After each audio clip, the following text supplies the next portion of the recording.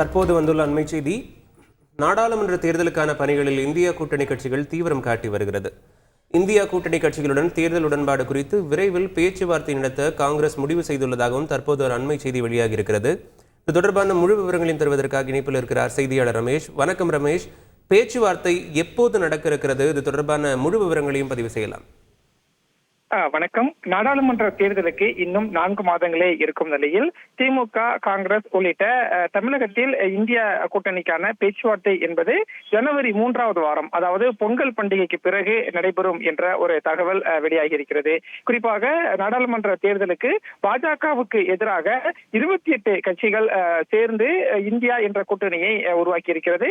இதுவரை 4 கூட்டங்கள் நடைபெற்றிருக்கிறது.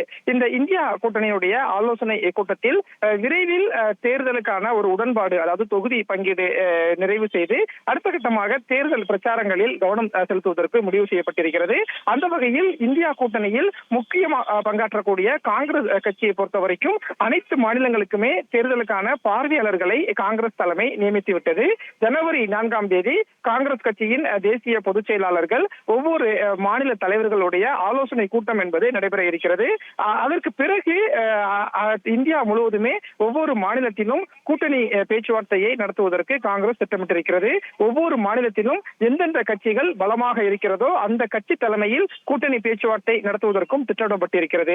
அந்த வகையில் தமிழகத்தை பொறுத்தவரைக்கும் திமுக தலைமையில் அந்த இந்தியா கூட்டணிக்கான பேச்சுவார்த்தை என்பது நடைபெறும். அதை பொறுத்து பார்க்கும்போது தமிழகத்தில் பொங்கல் பண்டிகைக்கு பிறகு, அதாவது ஜனவரி 3வது வாரம் திமுக, காங்கிரஸ் உள்ளிட்ட கூட்டணி கட்சிகளுக்கான ஒரு தேர்தல் உடன்பாடு பேச்சுவார்த்தை என்பது தொடங்குவதற்கு திட்டமிடப்பட்டிருப்பதாகவும் தகவல் வெளியாகியிருக்கிறது.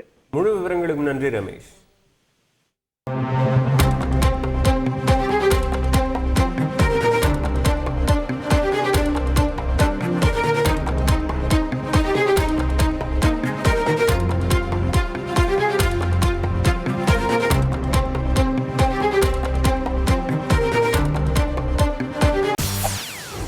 செய்திகளை உடனுக்குடன் தெரிந்து கொள்ள உடனே சப்ஸ்கிரைப் பண்ணுங்க.